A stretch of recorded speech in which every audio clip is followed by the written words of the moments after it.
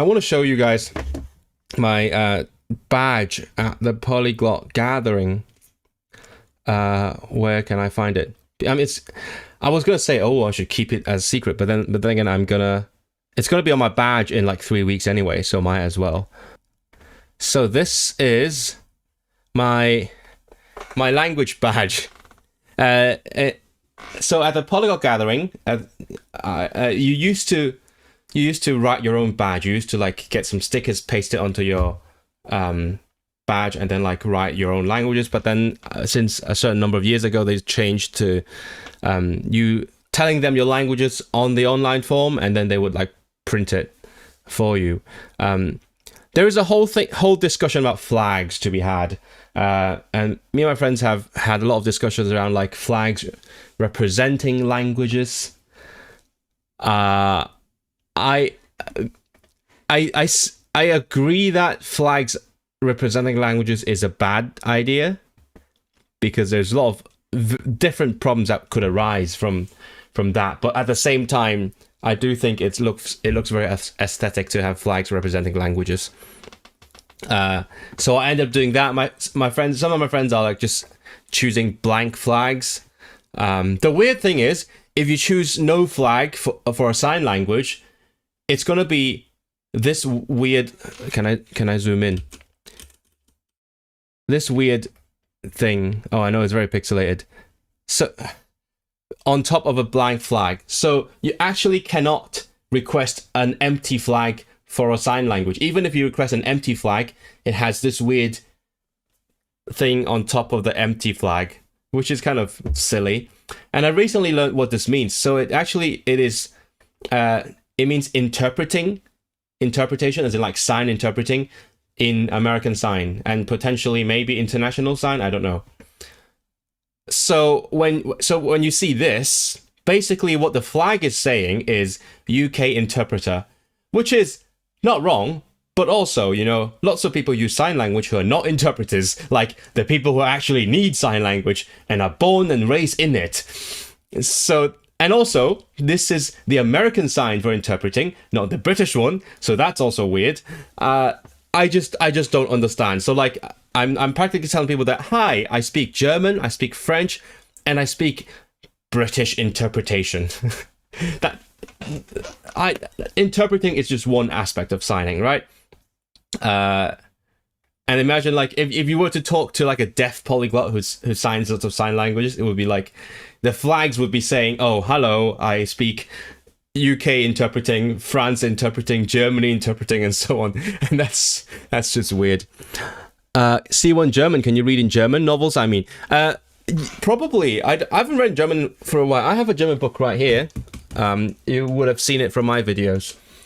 I haven't read in a while. I should probably like pick it back up. But I don't know if you've noticed, but my language learning hasn't been going swimmingly lately. I've been way too stressed out about like, you know, PhD things, and then making videos, making podcasts, and then the thing that I'm gonna talk about in a little bit. I'm just gonna keep teasing it. But I'm quite certain about that. At some point, my German has been C1, and for Polyglot Gathering, as I've mentioned multiple times, everyone exaggerates on this badge, so did I. So as long as at some point I had a C1, I'm comfortable putting C1 on here in this specific context. Actually, you know what? I should put Swedish back on C1. You know what? I'm gonna do that later. I'm gonna do that after the stream, because I actually was certified at C1 in Swedish back when I was living in Sweden. I just got really rusty over the past 10 years, and then I didn't feel comfortable putting on C1. But now, going by that rule, yeah, I mean at some point I did have C1, so might as well. And also I will be brushing up on my Swedish pretty intensively in the coming month. PhD, what's your major? Oh my god, Ahmed, are you here for the first time? I'm a composer, mate.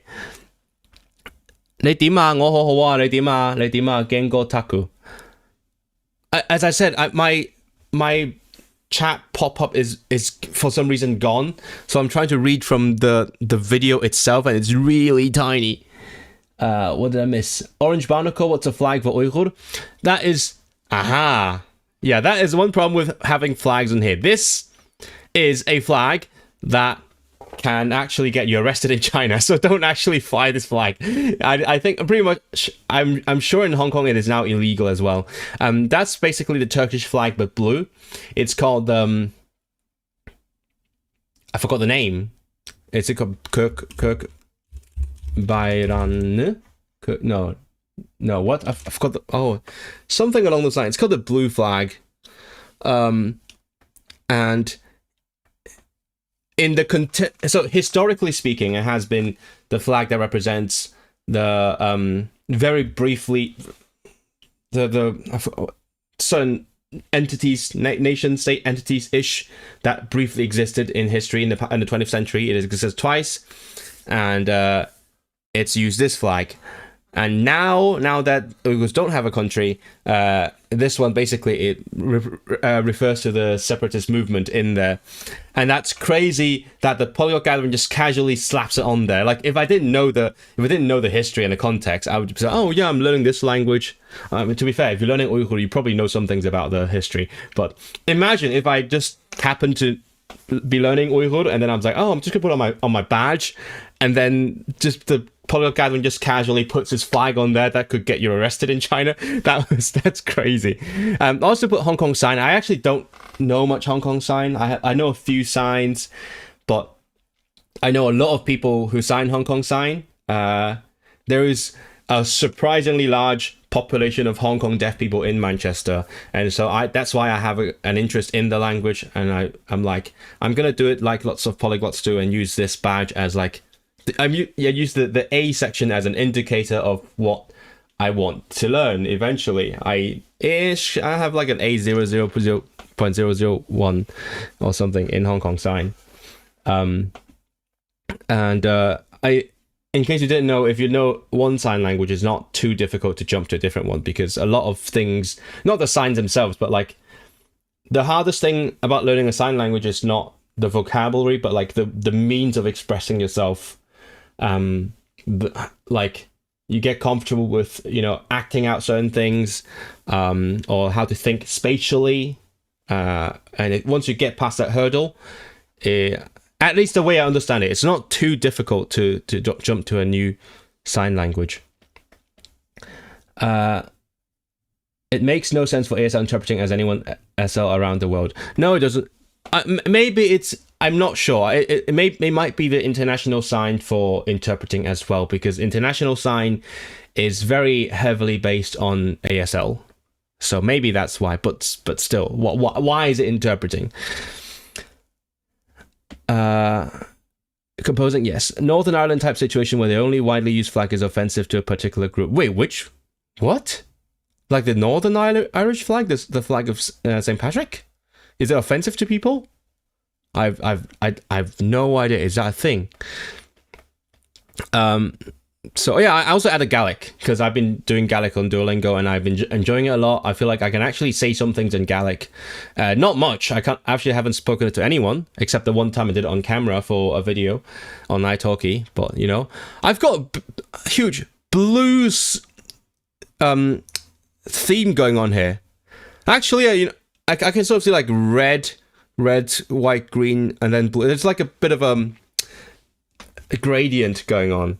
So much blue down there. I need to get rid of the red one. Oh, you can't see it right now because it's beneath this, but like this is ruining the blue theme. And speaking of offensive flags, I went for this one. I know we all know what it means nowadays when you see this being flown. I also intentionally, if you saw my latest video, thank you for watching. If you haven't, watch it after the stream. But in that video, there's a bit where I'm talking on the bike, and I intentionally filmed at least one little bit while I was passing, like knowingly. Yeah, I knew I would pass that house with a giant St. George's flag. I intentionally filmed a bit while passing there because I was trying to show off. We still live in a pretty weird society right now, and that has still a lot of prejudices about people like me. So I thought it was relevant to to put that little bit of dramatic irony in there. But also the point of me using this flag is, for one, because it's possible.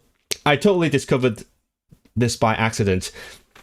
I was trying to type English in the field, because there's like the auto search suggestions, and it gave me England. I was like, oh wait, I didn't realize you could use England. So I used it, and by doing this, I'm sort of implying that, you know, English is not a language that is native to Wales, for example.